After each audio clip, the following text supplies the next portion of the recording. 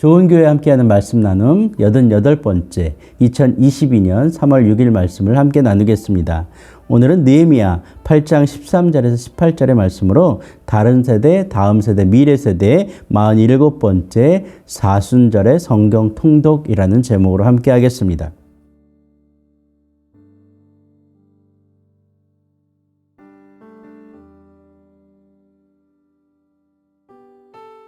당신은 교회입니다. 당신은 좋은 교회입니다. 좋은 교회가 온 땅, 온 세대 가운데 가득하기를 소망합니다. 오늘은 사순절의 성경 통독이라는 제목으로 말씀을 나누려고 하는데 첫 번째 사순절은 무엇일까? 두 번째 초막절은 그럼 무엇입니까? 그리고 세 번째 오늘 이 시대를 살아가는 우리에게 사순절의 성경 통독은 어떤 의미를 가지고 있을까? 라는 이야기로 풀어가려고 합니다. 먼저 사순절이 시작되었습니다. 지난 3월 2일 제수요일로부터 시작되었죠. 춘분이 지나고 첫 보름달이 지난 첫 번째 주일, 이것을 우리는 부활절이라고 얘기를 해서 사순절의 시작이라고 계산을 해내기 시작합니다. 특별히 사순절은 교회력에 있어서 성탄절과 마찬가지로 우리 성도들에게 가장 중요한 절기 중에 하나입니다. 40일이 지나가는 과정 가운데 우리가 경험해야 되는 것들이 너무나 많기 때문입니다. 물론 이 40일이라는 숫자가 성경에서는 모세가 시내산에서 40일을 금식하였다라는 성경의 기록, 또 이스라엘 백성들이 가나안 땅에 들어가기 위하여 40년간을 광야에서 지냈다라는 기록, 그리고 예수님께서도 사역을 시작하기 전에 40일간 광야에서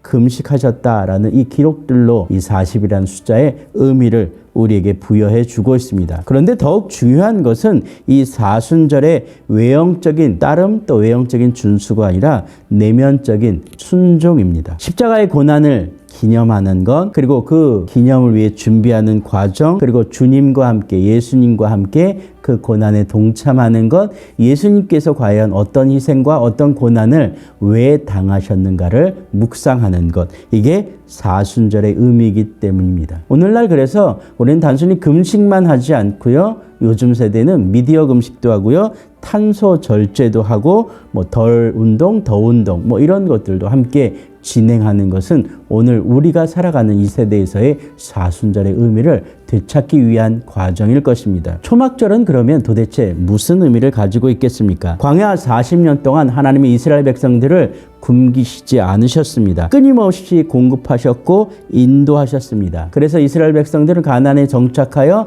하나님의 은혜, 40년간을 그들을 지켜내신 하나님의 은혜에 감사하여 하나님 앞에 그때를 기억하겠습니다 라고 결단하고 이 절기를 지키는 것 초막절이라고 얘기합니다. 초막절의 의미는 신앙의 공동체를 의미한다 라고 어느 신학자는 얘기합니다. 바로 이 땅에, 이 시대에 교회라고 표현하고 있죠. 하나님과 함께 드리는 예배를 통해서 기쁨과 위로의 축복, 그리고 감동과 회복, 또한 성도 간의 교제를 통하여 가족과는 또 다른 신비한 힘을 얻을 수 있는 것, 이것이 초막절의 의미이기 때문에 그렇죠. 남녀노소 빈부귀천 그 모든 차별을 없이 하고 온전히 하나님의 백성들이 모여 하나님만을 찬양하고 하나님의 은혜에 감사하고 감격하는 그 과거의 기억을 잊지 않겠다는 이 간절한 노력, 또 간절한 은혜가 오늘 초막절의 의미이기 때문입니다. 오늘 사순절과 초막절, 이 의미는 그럼 도대체 오늘 우리가 살아가는 이 땅 가운데 어떤 의미겠습니까? 본문 17절과 18절을 한번 읽어보겠습니다. 사로잡혔다가 돌아온 회중이 다 초막을 짓고 그 안에서 거하니 눈의 아들 여호수아 때로부터 그날까지 이스라엘 자손이 이같이 행한 일이 없었으므로